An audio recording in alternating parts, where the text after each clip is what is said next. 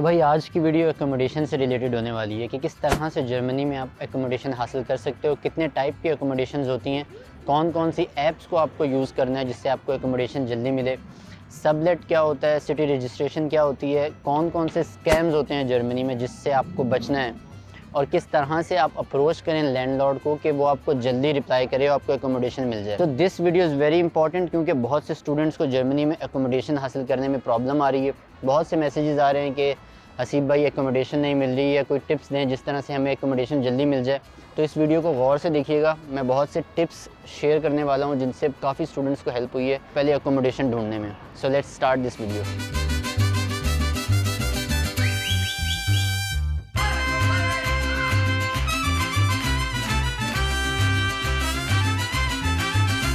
Germany में accommodation ढूंढना एक चैलेंज है क्योंकि यहाँ पर सप्लाई और डिमांड का मसला है। यहाँ पर घर कम है और स्टूडेंट्स जो आ रहे हैं बहुत ज़्यादा हैं, तो इसलिए सब स्टूडेंट्स को एकोमोडेशन टाइम पर नहीं मिल पाती। कोशिश करूँगा कि मैं बताऊँगा किस तरह आप स्कैम से बच सकते हैं। और बहुत इंपॉर्टेंट चीज़ कि जब आपको एकोमोडेशन मिल जाए तो उसके बाद आपको क्या क्या करना है कि आपको बाद में एक्स्ट्रा पैसे ना देने पड़ें।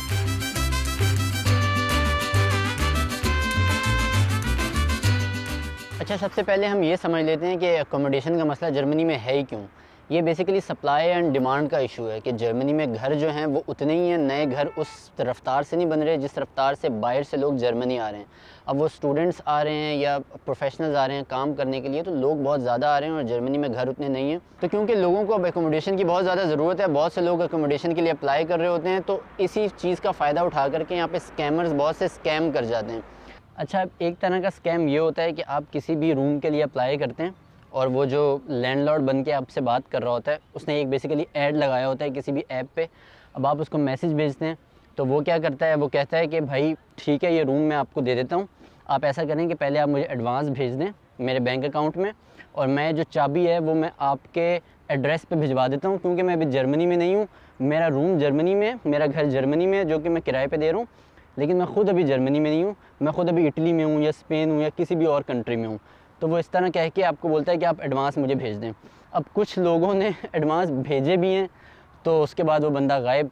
आप कैसे पकड़ोगे, किस तरह से करोगे? तो एक चीज़ का ख़ास ख्याल रखना है कि जब तक आप रूम देख ना लो जाके, या आपका कोई दोस्त ना, क्योंकि आप जर्मनी में नहीं हो तो आपका कोई जानने वाला ना रूम देख ले जर्मनी में, तब तक आपने उसको पैसे नहीं भेजने। अच्छा, अब आपका अगर कोई जानने वाला भी नहीं है, ठीक है, और आप ख़ुद भी जर्मनी में नहीं हो, पाकिस्तान से बैठ के अप्लाई कर रहे हो, तो फिर आपने ये करना है कि आप उस बंदे को ये बोलो कि भाई इस वक्त मैं जर्मनी में मौजूद नहीं हूँ, पैसे जो हैं मैं आपको वो जर्मनी आके दूंगा। आप अपने वीज़ा का उसको स्क्रीनशॉट भेज सकते हो, स्कैन कॉपी भेज सकते हो, अपना पासपोर्ट भेज सकते हो, अपने डॉक्यूमेंट्स उसको भेज सकते हो ताकि उसको भी तसल्ली हो कि हाँ भाई ये बंदा आ रहा है। अपने टिकट भेज सकते हो ताकि उसको पता हो ये कि इस दिन फ्लाई कर रहा है। तो फिर जब आप उस दिन जर्मनी पहुँच जाओ और घर पे जब कदम रख लो तो उसके बाद आपने उसको पैसे देने हैं। आपने बैंक से ऑनलाइन कहीं किसी को कोई पैसे नहीं भेजने अनलेस कि आप श्योर हो जाओ कि ये स्कैम नहीं है। अच्छा, अब एक और तरीका भी है जिससे स्टूडेंट्स अपने पैसे गंवा बैठते हैं। इसको स्कैम तो नहीं कहेंगे लेकिन एक किस्म की लापरवाही है। बेसिकली जर्मनी में होता ये है कि जब भी आप कोई रूम लेते हैं, वो आपका लैंडलॉर्ड जो है उसके पास एक पेपर होता है जिसको बोलते हैं हैंड ओवर प्रोटोकॉल। उसमें क्या होता है कि रूम के अंदर जो जो चीज़ें भी वो आपको दे रहा है वो सारी लिस्ट डाउन होती हैं। फॉर एग्जांपल अगर फर्निश्ड है तो उसमें लिखा होगा कि ये बेड दे रहा हूँ मैं, अलमारी दे रहा हूँ, उसके साथ अगर कोई फ्रिज वगैरह है तो वो सारी चीज़ें उसमें नोट डाउन होंगी कि ये चीज़ें मैं जो टेनेंट है उसको दे रहा हूँ, किराएदार को। तो आपने क्या करना है, वो चीज़ें गौर से पढ़नी है, ठीक है, और देखना है कि क्या जो जो लिखा हुआ है क्या वो वाकई वो चीज़ें मौजूद हैं रूम में या नहीं। कई दफ़ा ऐसा होता है कि वो चीज़ें रूम में होती ही नहीं हैं और वो उस पर लिखा हुआ होता है, क्योंकि उनके पास एक टेम्पलेट होता है तो उन्होंने उस पर लिखा होता है तो आप साइन कर देते हो। अब होता ये है कि कल को जब 1 साल के बाद या 1.5 साल बाद जब भी आप वो रूम छोड़ कर जाते हो तो जिस पेपर पे आपने साइन किया होता है आपको वो सारी चीज़ें वैसे ही लौटानी होती हैं उस बंदे को। कई दफ़ा ऐसा हुआ है कि स्टूडेंट्स ने जब रूम लिया तो कहीं से फ्लोर टूटा हुआ था, फ़र्श कहीं से ख़राब था, तो स्टूडेंट्स ने वो लिखवाया नहीं उस पेपर पे। अगर कोई चीज़ ख़राब है तो आपको चाहिए कि आप उस पेपर पे लिखवाओ कि भाई ये चीज़ आपकी ख़राब है, जब मैं छोड़ कर जाऊँगा तो आपको ख़राब ही चीज़ मिलेगी। अब स्टूडेंट्स ने वो फ्लोर जो था ख़राब था, उसने बोला कुछ नहीं होता, खैर है, तो उन्होंने वो फ़र्श वहाँ पर नहीं लिखवाया कि ये ख़राब है। तो अब जब वो साल के बाद छोड़ कर जाने लगे तो वो जो लैंडलॉर्ड था उसने बोला भाई ये फ़र्श तुमने ख़राब किया है। तो स्टूडेंट्स ने बोला ये पहले से ही है। उन्होंने बोला नहीं भाई ये देखो तुमने यहाँ पे साइन किया है कि सब कुछ ठीक है, अब ये तुमने ख़राब किया है, इसके पैसे तुम दो। तो अब उनको एक्स्ट्रा पैसे भरने पड़े, और जर्मनी में हर चीज़ वैसे ही बहुत महंगी है, तो आपको यहाँ पर एक्स्ट्रा पैसे देने पड़ जाते हैं जो कि आपने चीज़ ख़राब की ही नहीं है। तो ये हैंड ओवर प्रोटोकॉल जो है इसको आपने गौर से पढ़ना है कि उसमें क्या क्या चीज़ें लिखी हुई हैं, क्या वैसी चीज़ें हैं भी या नहीं। इसको आपने बिल्कुल मजाक में नहीं लेना है, इसको आपने सीरियसली लेना है, वरना आपके पैसे बाद में बहुत ज़ाया हो सकते हैं। ये वो चीज़ें थी इंपॉर्टेंट जो मैंने कहा कि मैं पहले डिस्कस कर दूँ, वरना ये ओवरलुक हो जाती हैं। अब हम बात करते हैं कि किस तरह से आपने अकोमोडेशन को अप्रोच करना है, किस तरह से आपने लैंडलॉर्ड्स को मैसेज करने हैं, कौन सी ऐप्स हैं जिनको आपने यूज़ करके अकोमोडेशन हासिल करनी है। तो भाई अब हम बात करते हैं टाइप ऑफ अकोमोडेशन। जर्मनी में बेसिकली 3 टाइप की अकोमोडेशन होती हैं। नंबर 1 स्टूडेंट हॉस्टल, ठीक है, जिसमें ऐसा होता है कि स्टूडेंट के जिसमें ऐसा होता है कि यूनिवर्सिटी की तरफ से आपको हॉस्टल मिलते हैं, ठीक है। उसमें बहुत सारे स्टूडेंट्स हैं, वो शेयर करते हैं वो हॉस्टल। किचन और वॉशरूम जो होता है वो सारे शेयर करते हैं, और रूम सबका अलग अलग होता है। दूसरी तरह की अकोमोडेशन जो है वो ये है प्राइवेट शेयर्ड अपार्टमेंट, कि एक प्राइवेट अपार्टमेंट होता है, उसमें 3-4 लोग मिल कर के वो शेयर करते हैं, उसमें किचन और वॉशरूम उसमें भी शेयर होता है, लेकिन रूम सबके अलग अलग होते हैं। और तीसरी तरह की अकोमोडेशन जो है वो है प्राइवेट स्टूडियो अपार्टमेंट, कि उसमें आपका ही रूम है, साथ ही किचन है और वॉशरूम आपका है, आपको किसी के साथ शेयर नहीं करना। तो ये बेसिकली 3 टाइप की अकोमोडेशन हैं जर्मनी में। तो जो रिकमेंडेशन है वो ये है कि आप स्टूडेंट हॉस्टल की तरफ जाएं, क्योंकि स्टूडेंट हॉस्टल जो होते हैं वो सबसे चीप होते हैं, सबसे सस्ते भी आपको यही पड़ेंगे, और उसमें आपको इंटरनेशनल माहौल मिलता है। उसमें सारे स्टूडेंट्स दुनिया जहाँ से आए होते हैं, सारे एक साथ किचन में बैठते हैं, खाना पकाते हैं, बातें करते हैं, तो आपको एक माहौल मिलता है, तो आप अकेले नहीं पढ़ते हो। शेयर्ड अपार्टमेंट में भी थोड़ा बहुत आपको ये है कि लोगों से इंटरेक्शन हो जाता है, लेकिन स्टूडियो अपार्टमेंट जो है उसमें यह है कि फिर आप अकेले ही रहते हो। कुछ लोगों को अकेले रहना पसंद होता है, तो अगर तो आपको अकेले रहना पसंद है तो फिर आप स्टूडियो अपार्टमेंट ले लें। लेकिन अगर आपको घुलना मिलना लोगों में पसंद है और आपको पैसे बचाने हैं, तो फिर आप सबसे पहले स्टूडेंट अकोमोडेशन पे जाएँ, जो कि यूनिवर्सिटी हॉस्टल्स होते हैं। उसके बाद आप प्राइवेट जो शेयर्ड अपार्टमेंट होते हैं, जिनको वेगे भी बोलते हैं, आप उस तरफ जा सकते हो। तो लेट्स टॉक अबाउट कि कौन सी ऐप्स आपको यूज़ करनी है एकोमोडेशन ढूंढने के लिए। सबसे पहले जो मैं आपको ऐप रिकमेंड करता हूँ वो है इमो स्काउट 24, ठीक है, ये ऐप आप यूज़ कर सकते हो। इसके साथ वेगे गुज़ूख्त एक ऐप है, वो आप यूज़ कर सकते हो। इसी तरह जर्मनी में एक ऐप है क्लाइनन ज़ाइगन। इस क्लाइनन ज़ाइगन के अंदर एक कैटेगरी है इमोबिलियन की। इस कैटेगरी के अंदर आप जाएंगे तो आपको अपार्टमेंट्स, रूम्स, इस तरह की बहुत सी एड्स लगे होंगे, तो वहाँ से आपने अप्रोच करना है लैंडलॉर्ड्स को। एक और भी है तरीक़ा फेसबुक मार्केट प्लेस, लेकिन मैं ये रिकमेंड नहीं करूँगा क्योंकि इसमें बहुत सारे स्कैम्स होते हैं। अनलेस एंड अनटिल कि आप जर्मनी में नहीं हो, आप फेसबुक मार्केट प्लेस यूज़ नहीं करो। जर्मनी में ऐसे भी हैं काफ़ी लोग जिनको फेसबुक मार्केट प्लेस से रूम्स मिले हैं, तो यहाँ पर भी रूम्स आते हैं, लेकिन ये रिकमेंडेड नहीं है पाकिस्तान से बैठ के अगर आप रूम सर्च कर रहे हो तो। ये 3 ऐप्स हैं, इन 3 ऐप्स को आपने यूज़ करना है। अब प्रॉब्लम ये है कि स्टूडेंट्स जो हैं वो अप्रोच सही से नहीं करते लैंडलॉर्ड्स को। तो मेन जो मेरा मकसद था इस वीडियो को बनाने का वो ये था कि मुझे आपको ये बताना है कि आपने अप्रोच किस तरह से करना है लैंडलॉर्ड्स को, ठीक है। अगर आप सही से अप्रोच नहीं करेंगे, अगर आप बस एक मैसेज छोटा सा लिख देंगे कि भाई I need a room, right, या आप लिख दोगे डिटेल्स क्वेश्चन मार्क, तो कोई भी आपको रिप्लाई नहीं करेगा। क्योंकि ये बात आपको समझनी है कि यहाँ पे एक रूम में कम से कम 100-200 लोग अप्लाई कर रहे हैं, ठीक है, वो रूम लेने के लिए। तो अब जब लैंडलॉर्ड के पास इतनी ज़्यादा एप्लीकेशंस आ रही हैं, तो लैंडलॉर्ड जो होता है वो चूज़ी हुआ होता है, वो देख रहा होता है यार मैं किसको दूं किसको ना दूं, क्योंकि उसके पास तो ऑलरेडी बहुत से लोग अप्लाई कर रहे हैं उसके पास। तो अब यहाँ पर आपको स्टैंड आउट करना है। बेसिकली आपको यहाँ पर मैसेज जो बनाना है वो अपनी पूरी प्रोफाइल के साथ आपको उस लैंडलॉर्ड को मैसेज करना है, ताकि वो लैंडलॉर्ड आपको सीरियस ले। ये इसी तरह है कि फ़ेसबुक पे कोई बंदा आपको अप्रोच करता है और आपसे हेल्प मांगता है। अब उस बंदे की ना कोई डीपी लगी हुई है अपनी प्रोफाइल पे, ना उसने कोई बायोडेटा कोई डाला हुआ है, कुछ भी नहीं है। एक ऐसे आईडी से आपको मैसेज आता है कि जिसमें कोई डीपी भी नहीं है, बिल्कुल खाली वो फेसबुक की आईडी है। अब वो आपको मैसेज करता है कुछ पूछने के लिए, ठीक है। तो ऑब्वियसली आप थोड़ा सोचोगे यार ये कौन बंदा है, मैं जानता ही इसको नहीं हूँ, मैं रिप्लाई करूँ या ना करूँ। लेकिन उसके बरक्स एक आपको मैसेज आता है फेसबुक पर कि जिस पे डीपी भी लगी हुई है, उसमें थोड़ा सा इन्फॉर्मेशन भी है, वो आपको देखकर उस बंदे को लगता है कि यार ये कोई जेन्युइन बंदा है, ठीक है। तो ऐसे बंदे को आप रिप्लाई करना चाहोगे, आप बोलोगे चलो यार इसको कोई हेल्प चाहिए तो मैं इसकी हेल्प कर देता हूँ। तो ऐसा ही दूसरी ऐप्स में भी है। जब आप कोई रूम ढूंढ रहे हो तो आपको क्या करना है, अपनी प्रोफाइल जो है वो मेंटेन करनी है अच्छे से। आपने अपनी डीपी लगानी है, अपनी सारी इन्फॉर्मेशन फिल करनी है उस ऐप्स में। बेसिकली अकाउंट बनते हैं इन ऐप्स में, और आपने वो अकाउंट बिल्कुल अच्छे से मेंटेन करने हैं, जिस तरह आप फेसबुक के अकाउंट्स मेंटेन करते हैं। अच्छा सा मैसेज ड्राफ्ट करना है, उस मैसेज में आपने बताना है आपका नाम क्या है, आप जर्मनी में क्या करने के लिए आ रहे हो, आपकी उम्र कितनी है, आपकी हॉबीज़ क्या हैं, वो सारा आपने एक अच्छा सा मैसेज लिखना है। और आपने ये भी बताना है कि आप रेंट किस तरह पे करोगे। यहाँ पे जो लैंडलॉर्ड्स होते हैं उनका मेन जो कंसर्न होता है वो यही होता है कि क्या ये इस बंदे को मैं रूम जब दे दूँगा तो क्या ये रेंट पे करेगा टाइम पर या नहीं पे करेगा। तो आपने उसको बताना है कि भाई मेरे पास ब्लॉक अकाउंट है, हर महीने मेरे पास तकरीबन 900 यूरो 950 यूरो आते हैं मेरे पास, और उसमें से मैंने आपका रेंट पे करना है। तो ये उसको श्योरिटी आपने देनी है कि इस तरह से मैं रेंट पे करूँगा। तो ये 3-4 चीज़ें हैं, इसको आपने इंक्लूड करना है अपने मैसेज में। तो जो ऑलरेडी लोग वहाँ पे रह रहे होते हैं उस अपार्टमेंट में, वो लोग भी आपको पहले एक्सेप्ट करें कि हाँ भाई ये बंदा ठीक है, हमारे साथ ये रह लेगा, तभी लैंडलॉर्ड आपको रूम देगा, वरना लैंडलॉर्ड आपको रूम नहीं देगा। मोस्ट केसेस में ऐसा होता है। तो आपने अपनी हॉबीज़ लिखनी है, अपनी उम्र लिखनी है, आप क्या करते हो, आपको क्या पसंद है। एक बड़ा खूबसूरत सा प्यारा सा मैसेज आपने लिख के रखना है और उसको आपने जर्मन में ट्रांसलेट करना है, ठीक है। मैसेज इंग्लिश में नहीं करना किसी भी लैंडलॉर्ड को, इवन दो कि उस लैंडलॉर्ड को इंग्लिश आती हो या ना आती हो, आपने उसको पहली दफ़ा मैसेज जर्मन में करना है।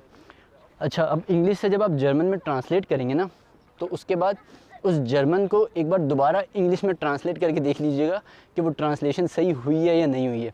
कई दफ़ा ऐसा होता है कि जो आपका ट्रांसलेटर होता है वो सही ट्रांसलेट नहीं करता, आप बात पहुंचाना चाह रहे हो वो सही से बात कन्वे नहीं होती। तो आपने डबल चेक कर लेना है कि आपकी ट्रांसलेशन जो है वो सही हुई है या नहीं।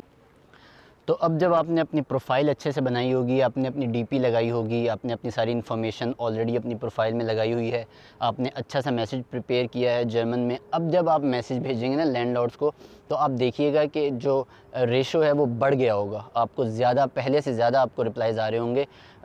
तो जब आपको रिप्लाई ज़्यादा आएंगे तो ऑब्वियसली फिर आपके चांसेस बढ़ जाएंगे कि आपको रूम मिले।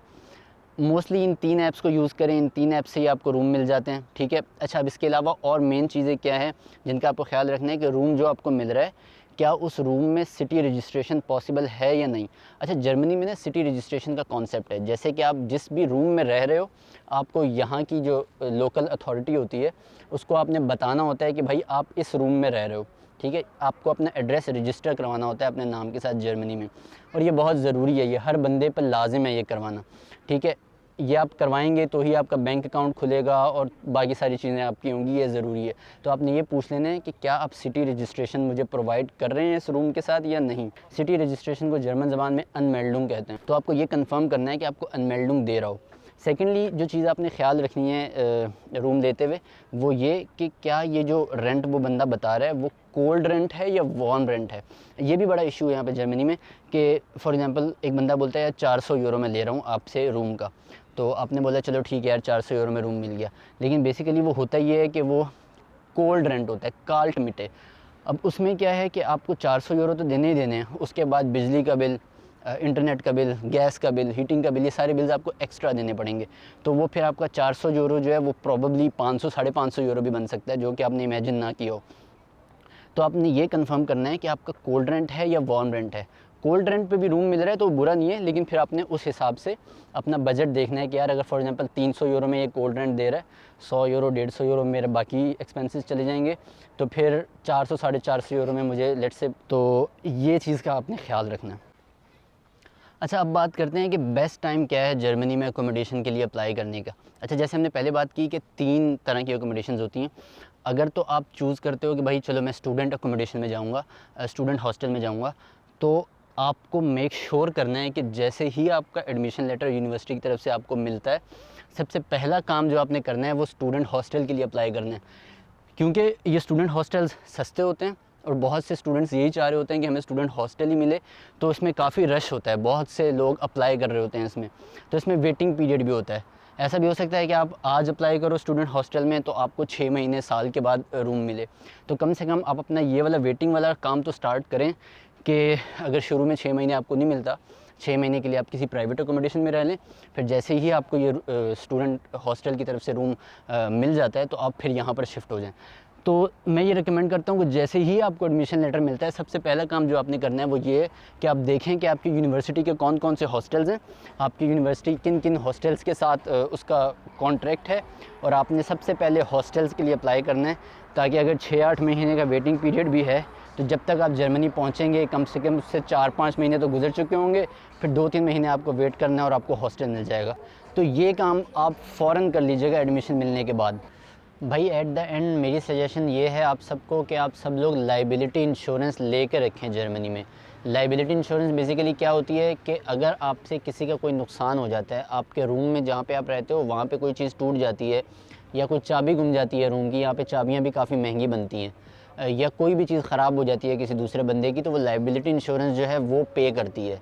नॉर्मली ये 5 से 6 यूरो मंथली जाता है आपका लाइबिलिटी इंश्योरेंस वालों की तरफ।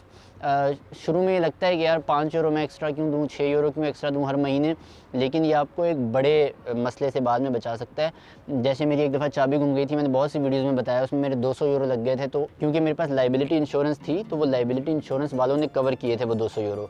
इसी तरह बहुत से स्टूडेंट्स से नुकसान हो गया, घर का किसी टेबल टूट गया या कुछ भी हो गया, तो वो जो भी पैसे थे वो लाइबिलिटी इंश्योरेंस वालों ने कवर किए। अगर उनके पास लाइबिलिटी इंश्योरेंस नहीं होती तो उनके 700, 800, 1000 यूरो तक उनको जेब से देने पड़ते। तो शुरू में ये ऐसा लगता है कि यार 5 यूरो बहुत ज़्यादा है महीने के, लेकिन जब आपके पैसे, खुदा न खास्ता कुछ आपसे ऐसा मसला हो गया और आपके पैसे जब बचेंगे तो फिर आप बोलोगे नहीं यार ये ठीक थी liability insurance. There are multiple liability insurance in the market. आप कोई भी देख लो, अपनी रिसर्च करो। गेट सेफ की मैं यूज़ करता हूँ, ठीक है। अगर आप गेट सेफ की यूज़ करना चाहो तो मैं लिंक डिस्क्रिप्शन में डाल दूँगा, उससे आपको डिस्काउंट भी मिल जाएगा कुछ। लेकिन इसके अलावा अगर आप अपनी रिसर्च करते हो, आपको कोई और अच्छी लगती है तो आप बेशक बोलो, लेकिन इंपॉर्टेंट चीज़ कि आप लाइबिलिटी इंश्योरेंस लेके रखो।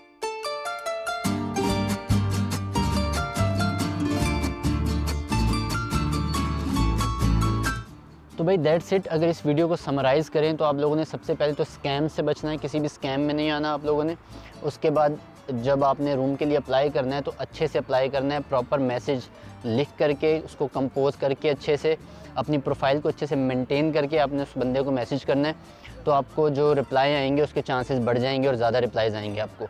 और उसके बाद ये है कि आपने लाइबिलिटी इंश्योरेंस लेके रखनी है, ठीक है। आपने ख्याल करना है कोल्ड रेंट और वार्म रेंट का, सबलेट और सिटी रजिस्ट्रेशन का अपने ख्याल रखना है। सबलेट बेसिकली क्या होता है कि एक बंदा खुद रूम छोड़ के जा रहा है कुछ महीनों के लिए और वो आपको सबलेट पे दे के जा रहा है। सबलेट में नॉर्मली सिटी रजिस्ट्रेशन पॉसिबल नहीं होती। वो बंदा बोलता है कि नहीं भाई मेरे नाम पे ये रूम रजिस्टर है, मैं सिटी रजिस्ट्रेशन आपको नहीं दूंगा, लेकिन बस रहने के लिए आपको मैं ये रूम दे देता हूँ। फॉर एग्जांपल आप किसी डेट पे जर्मनी आ रहे हो और आपको कोई भी रूम नहीं मिला अभी तक, तो फिर आप सबलेट वाले ऑप्शन पे चले जाइएगा कि कोई बंदा, अगर जैसे नॉर्मली ऐसा होता है कि सेमेस्टर ब्रेक्स में स्टूडेंट्स जो हैं वो पाकिस्तान जाते हैं तो वो अपने रूम्स जो हैं वो सबलेट करके चले जाते हैं।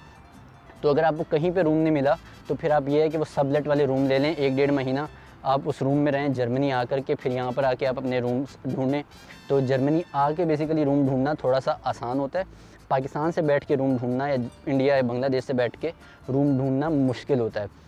तो अगर आपको रूम नहीं मिला कोई भी तो आप सबलेट पे लेकर के आ जाओ, फिर यहाँ पर आकर के आप मज़ीद रूम ढूंढ लेना, वो आपके लिए आसानी होगी। वरना कोशिश आपकी फ़र्स्ट प्रायोरिटी यही होनी चाहिए कि आप सिटी रजिस्ट्रेशन के साथ ही रूम ढूंढो कि जिसमें सिटी रजिस्ट्रेशन पॉसिबल हो। तो that's it from this video. I hope कि आपको कुछ ना कुछ हेल्प मिली होगी इस वीडियो से, and see you in the next video.